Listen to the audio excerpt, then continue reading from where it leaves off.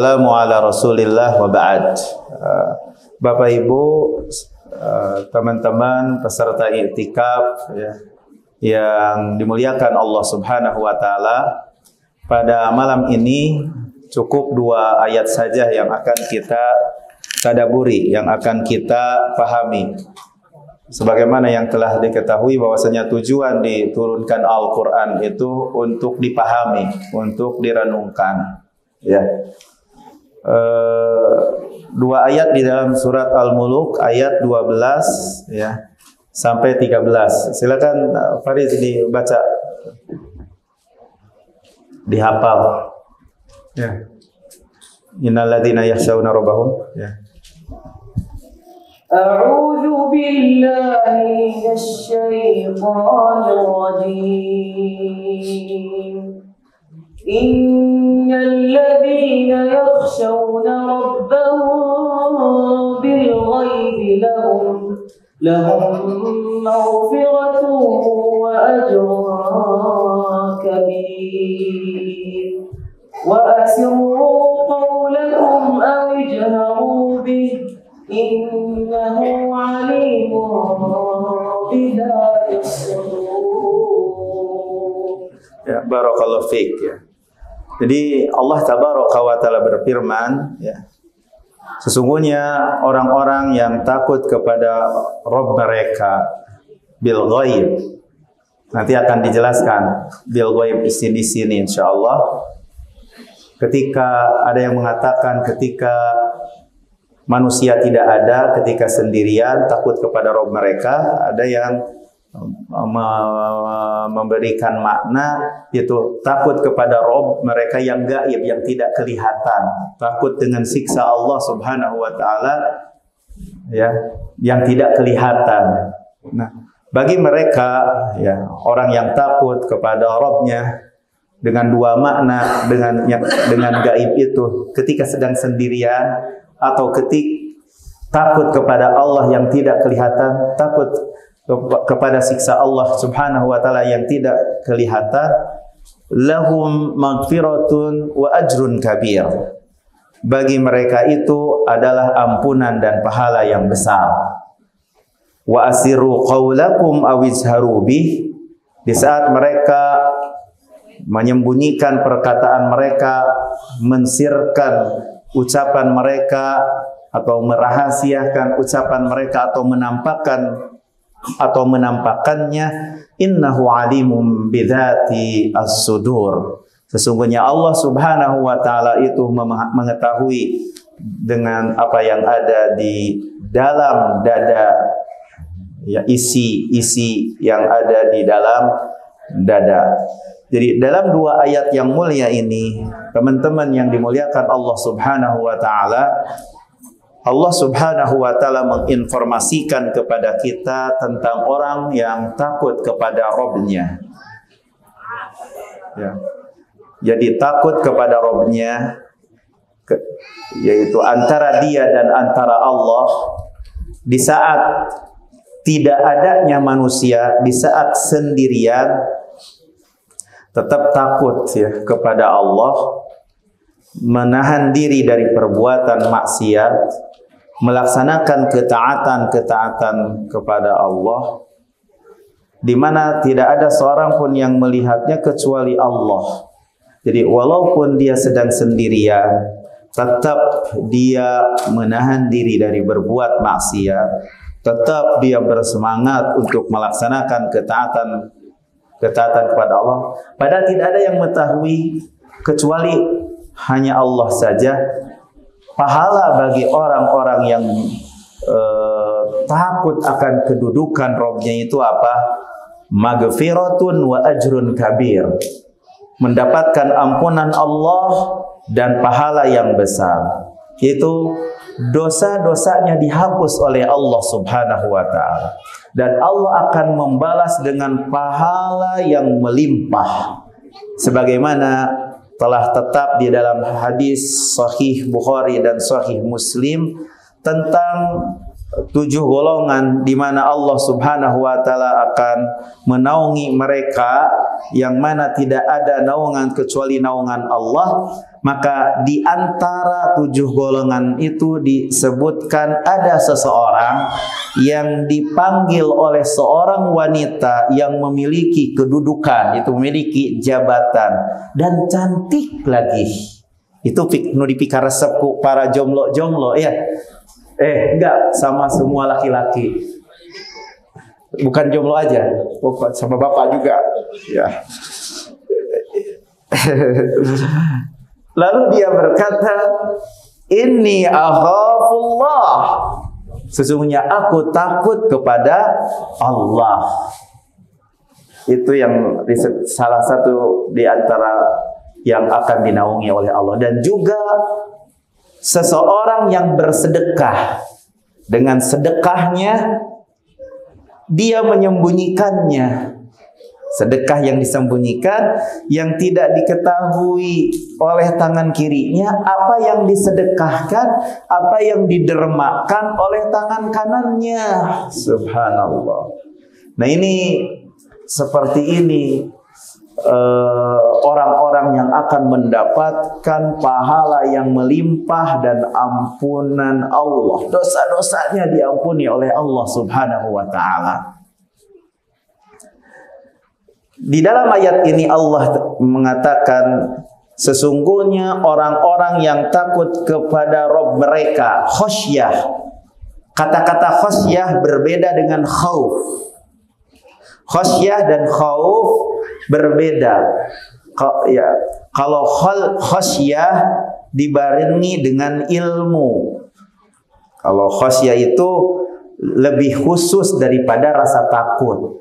Khauf. Gitu. Jadi khasyah itu adalah takut disertai dengan ilmu kepada yang ditakutinya. Itulah perbedaan antara khauf secara mutlak, takut secara mutlak, dengan khasyah. Kalau khasyah lebih khusus daripada khauf. Kalau khauf secara umum kadang tidak tumbuh dari ilmu. Tapi kalau khasyah mesti. Khasyah itu tumbuhnya, khasyah itu takutnya itu berdasarkan ilmu. Makanya Allah berfirman, innama yakhsyallaha min ibadihi al-ulama. Hanya saja yang takut kepada Allah di antara hambanya adalah ulama. Innal ladzina yakhshawna rabbahum, itu khasyah. Arti khasyah dengan khauf ada sedikit perbedaan. Ya. Bil ghaib, innal ladzina yakhshawna rabbahum bil ghaib. Bil ghaib di sini ada dua kemungkinan. Ada dua kemungkinan, dua arti. Tadi dikatakan, sudah dikatakan, disinggung pada saat pertama kali. Tapi tentunya kenapa bisa ada kemungkinan dua makna ini? Alasannya kenapa? Ya. Karena bisa jadi ghaib adalah hal daripada fa'il atau hal daripada maf'ul. Ketika hal daripada fa'il atau hal daripada maf'ul, maka artinya, maknanya berbeda. Kalau bil ghaib ini hal dari fa'il, berarti mereka yang keadaan mereka itu dalam kondisi takut di saat manusia tidak ada. Kalau hal dari fa'il, sedang sendirian juga takut kepada Allah. Itu kalau hal daripada fa'il. Di waktu sendirian, bukan hanya di waktu terang-terangan saja takut kepada Allah. Di waktu tidak ada siapapun, mereka itu takut kepada Allah. Itu kalau ghaib, hal daripada fa'il. Adapun ghaib sebagai hal daripada maf'ul, di sini teman-teman yang dimuliakan Allah Subhanahu wa ta'ala, berbeda lagi, yaitu mereka takut kepada Allah padahal Allah tidak kelihatan. Mereka takut kepada siksa Allah padahal mereka tidak melihat siksa Allah Jalla wa'ala. Itu kalau ghaib, kalau hal daripada maf'ul. Jadi ada dua arti ghaib di sini.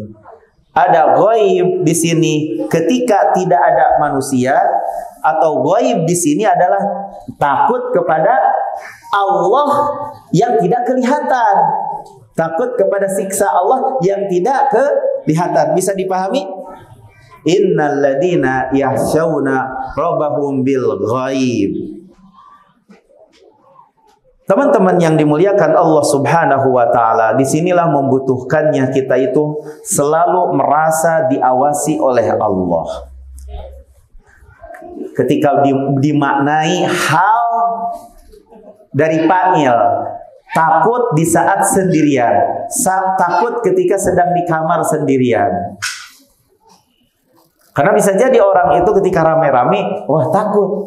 Tapi ketika nggak ada orang, dia itu terjerumus dengan perbuatan maksiat. Maka disinilah membutuhkannya muraqabatullah, merasa diawasi oleh Allah. Ketika dia sendirian, tidak melakukan apa yang dilanggar, apa yang diharamkan oleh Allah Subhanahu wa taala. Itulah kondisi seorang yang beriman. Berbeda dengan kondisi orang-orang munafik. Mereka takutnya itu karena melihat manusia di waktu terang-terangan. Mereka takut ketika tidak dalam keadaan sendiri, dia tidak peduli apakah ini perkara yang haram atau bukan perkara yang haram. Begitu.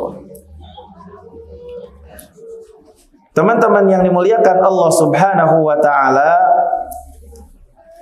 innal ladzina yakhshawna rabbahum bil ghaib, maksudnya mereka yang takut kepada Rabb mereka bil ghaib. Man khasyiyar rahmanu bil ghaib, dalam ayat yang lain, barang siapa yang takut kepada Ar-Rahman bil ghaib, yaitu di waktu tidak adanya manusia.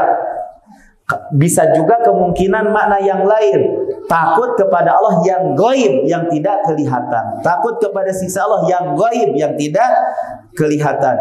Kemudian setelah itu di ayat yang ke berapa?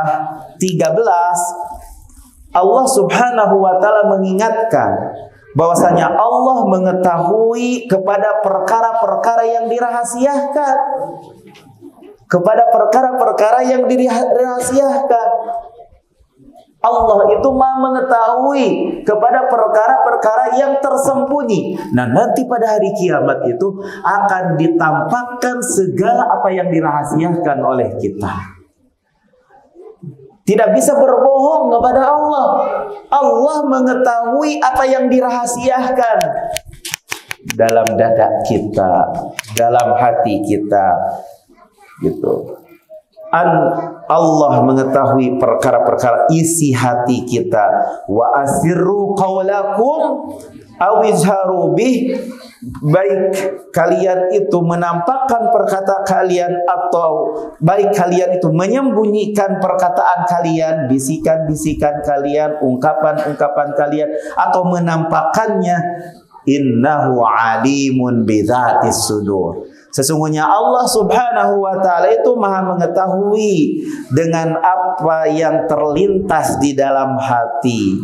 Jadi dzatis sudur adalah sebuah kalimat yang menunjukkan, mencakup atau meliputi apa yang ada di dalam dada, baik dari keyakinan-keyakinan, baik dari keinginan-keinginan, lintasan-lintasan, niat, cinta, benci, takut, dan berharap, dan selain itu apa yang tersembunyi di hati, ya, dan apa yang dilaksanakan oleh hati, dilakukan oleh hati, gerentesnya hati, itulah namanya dzati as-sudur.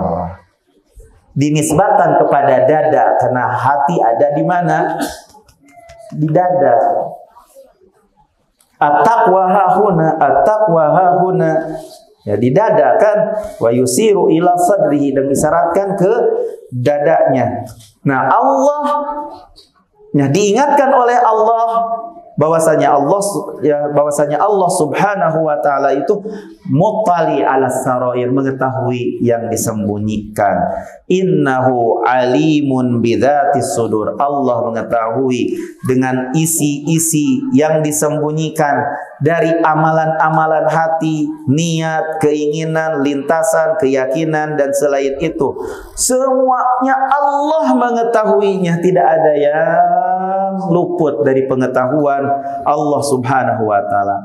Nah, ketika kita merenungkan ayat ini, menjadikan seorang hamba bermuamalah bersama Allah dengan muamalah yang tentunya tidak sama dengan muamalah bersama makhluk.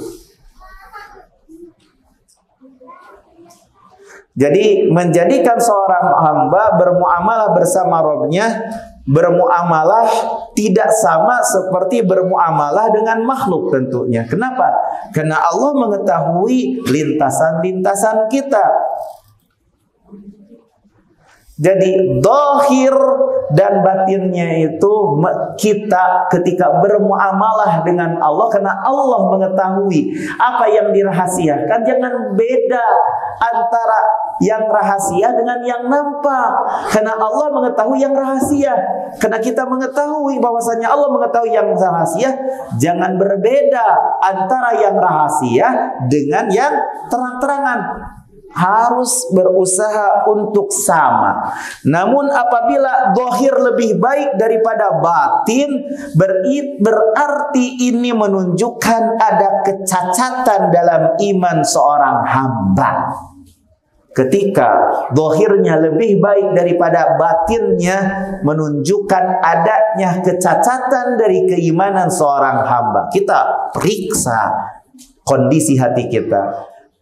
Samakah dengan zahir kita ataukah beda? Kalau seandainya ada perbedaan, menunjukkan lemahnya iman kita, ada cacatnya keimanan kita, untuk lebih diperbaiki lagi dan terus diperbaiki lagi. Dan cara mengobatinya adalah memahami nama Allah dan sifat Allah yang indah, merenungkan nama-nama Allah dan sifat-sifat Allah yang indah, seperti Al-Alim, Al-Khabir, Al-Latif. Ini merupakan salah satu obat yang membuat kondisi zahir kita dan batin kita insya Allah sama. Semakin pengetahuan kita akan tauhid asma wa sifat itu tambah, maka semakin insya Allah zahir dan batin kita tidak ada bedanya, sama semuanya. Inilah yang perenungan yang bisa saya sampaikan pada kesempatan yang berbahagia ini, ya. Mudah-mudahan bisa bermanfaat, sehingga apabila mau berbicara lalu selalu terus diperbaiki niatnya untuk apa berbicara. Karena kadang terlintas ketika mau berbicara umpamanya karena ada tujuan-tujuan yang buruk, ingin dipuji, ria dan sum'ah. Mau berbicara juga akan selalu memperbaiki niat ketika mau mengucap, ketika mau SMS, karena ungkapan SMS itu daripada pembicaraan. Tujuannya apa? Karena kadang terlintas ketika mau men-share nasihat-nasihat, ingin dipuji, biar ahli agama nih, orangnya selalu terus men-share nasihat gitu misalnya. Kemudian kadang tujuannya itu ingin membangunkan ukhti dan akhi.